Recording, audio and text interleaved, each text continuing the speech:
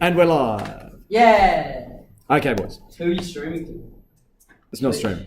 YouTube. Yep. All right, so let's make sure. Shush, please. All right, you got these examples down. Now, this is a little bit different than anything we've done up to now. Up to now, we've only been finding missing side lengths. So, the first thing we would have done would be to label the triangle, opposite, adjacent, and hypotenuse. We're going to do the same thing now, okay? So this is our reference angle. So based on that angle, the 8 over here, that would be our opposite side. The hypotenuse is always going to be this one, the longest side that's opposite the right angle there. And the last side here would be the adjacent side. So we label that first. So now based on the sides that we've been given some information about, we have to then decide which ratio to use, sine, cosine, or tangent. Okay, we've been given information about the opposite and the hypotenuse. So if you can remember, Sine. yep, your little acronym, SOHCAHTOA. Okay, if we're using the opposite and the hypotenuse, that means we are using the sine ratio. Okay, so what I do is I write the sine of that angle that we've been given. And in fact, I might actually, oh, that's all right, I'll leave that. Now, that's equal to opposite over the hypotenuse. So it should be 8 over 9. Is that correct or am I wrong? Is that okay? Is that correct? I think that's correct. Does anyone disagree? No. Okay. So now here it's where we would probably get a bit stuck. What were you going to say, Harry? Question? 18 meters, so how do you know it's not 8,000 or? That's actually a very good point.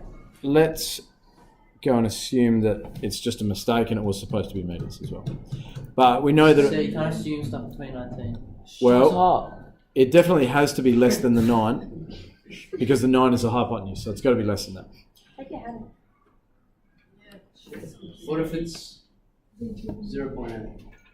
It could have been, but let's just go with 8 anyway because it's not going to change the way we do the question. It would just change your final answer.